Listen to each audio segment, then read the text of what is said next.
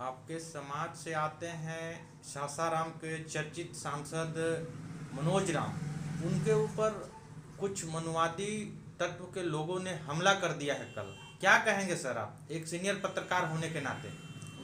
देखिए, ये जो है मनोज राम पर हत्या नहीं है। आपको मालूम होना चाहिए कि मनोज राम कोई साधारण चीज़ नहीं थे, वो एक सांसद थे।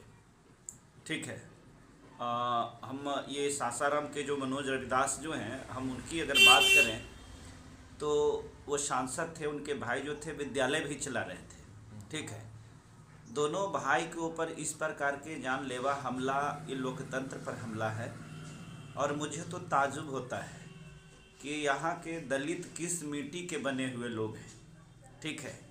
जो लोग अपने मान सम्मान की हिफाजत नहीं कर सकते, जो अपनी प्राण का हिफाजत नहीं कर सकते, तो मुझे लगता है कि वैसे लोगों के लिए ये धरती नहीं है। वैसे लोगों को इस धरती से अलविदा कह देना चाहिए। देखिए, बाबा साहब ने संविधान में आपको अधिकार दिया है सेल्फ टू डिफेंस, जिसके तहत 96 आर्टिकल 96 टू 106 में आपको पूरी तरह से जान माल प्रतिष्ठा ये सब बचाने का आपको अधिकार दिया गया है। इतना के बावजूद आपके समाज के लोगों को अगर इस प्रकार से खुलेआम पुलिस प्रशासन के सामने जानलेवा अगर हमला होता है, तो इसको एक साजिश के तहत आप देख सकते हैं। सांसद के पास में बॉडीगार्ड भी होते हैं।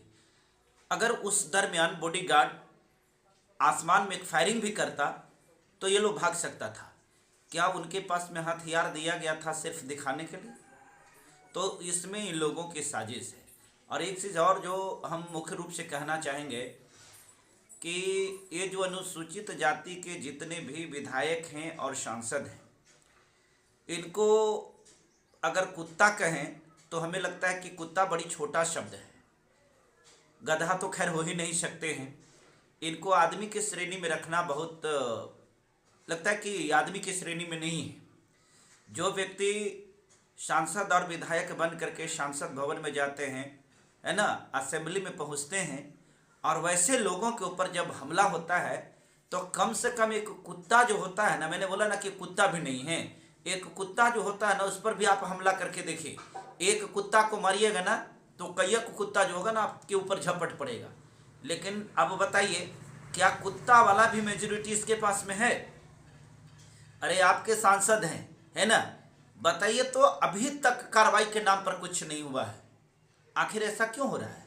इसलिए हो रहा है कि आपको राजनीतिक हक अधिकार से भी वंचित करने का ये योजना है। हाल ही में अभी आपको मालूम होगा कि गणतंत्र दिवस के उपलक्ष्य में महामहिम राष्ट्रपति द्रौपदी मुर्मू को किस प्रकार से उपेक्षा किया गया।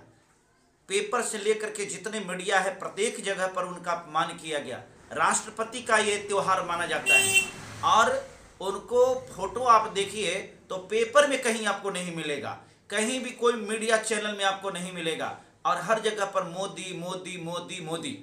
ये लोकतंत्र को मजाक बना करके छोड़ दिया है। लेकिन एक बात हम जरूर कहना चाहेंगे, यहाँ के जो दलित हैं, यहाँ के जो अनुसूचित जाति के लोग हैं, जिनके ऊपर आज शोषण है इतना बढ़ रहा है, हम इस बात को कहेंगे कि शायद ये इसी के योग्य है। इसके साथ जो हो रहा है ये बिल्कुल सही भी हो रहा है।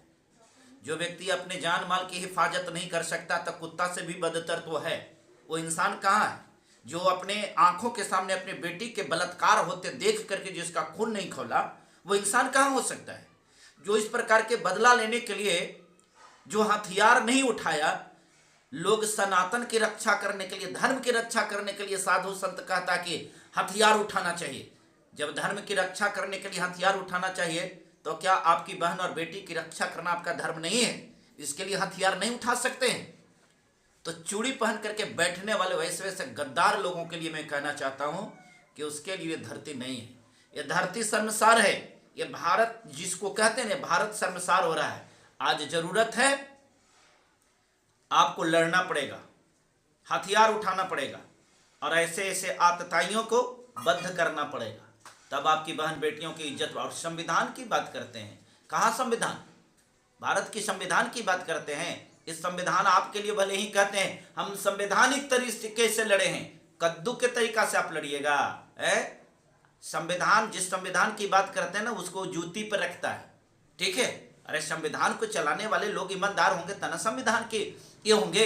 अब बताइए, तो जहां पर पुलिस प्रशासन जिसका जो कार्यपालिका के लिए जिम्मेवार है, वो पुलिस प्रशासन की रोल अगर इस प्रकार से है, पुलिस प्रशासन के सामने अगर एक सांसद पर जानलेवा हमला हो रहा है, तो इसको आप क्या कहेंगे?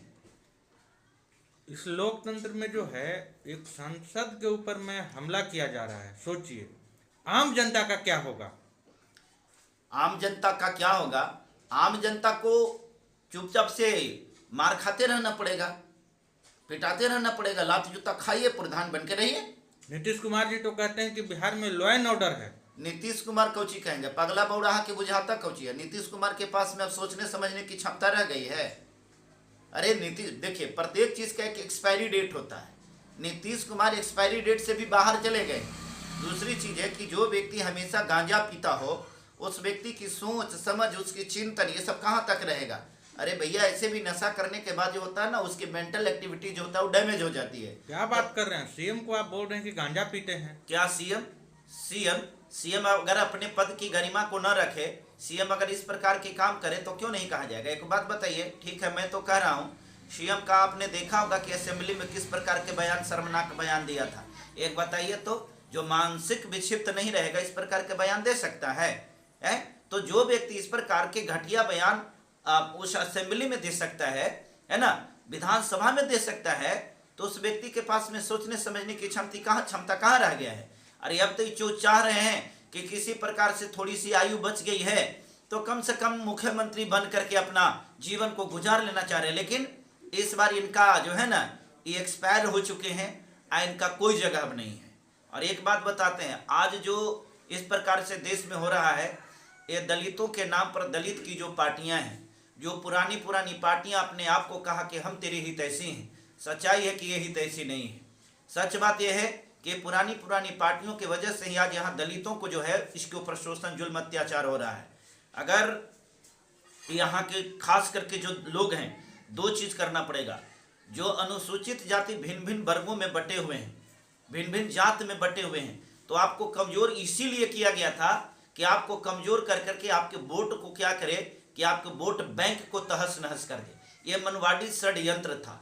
तो यहाँ चमार, दुसाध, भैया, पासी, धोबी, कलाल, ये जितने भी लोग हैं ओबीसी, ये सबको एक मंच पर आना पड़ेगा।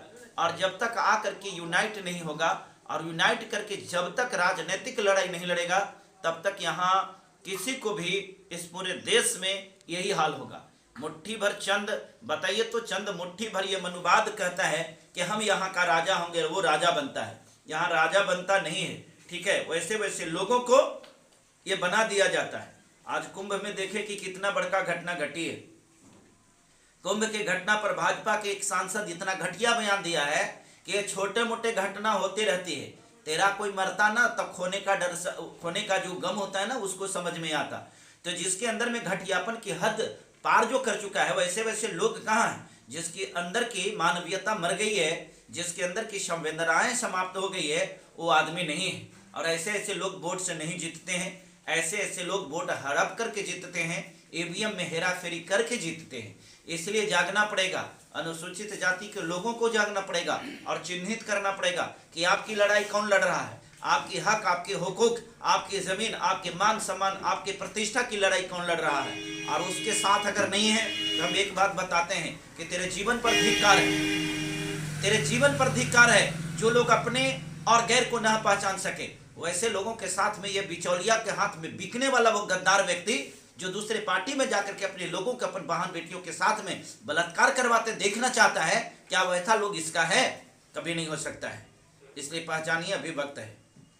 कुंभ घटना पे किसका फेल्योर मानते हैं, प्रशासन के या सरकार का? देखिए, हम तो दोनों के फेल्योर मानते हैं। सरकारें के अधीन में न प्रशासन होता है। प्रशासन वहां का चोली पहन करके नाच करने के लिए गया हुआ था। क्या करने गया था? उसको मालूम नहीं था कि करोड़ों करोड़ लोग यहाँ आ रहे हैं। तई मोदी क्या कर, योगी क्या कर रहा था?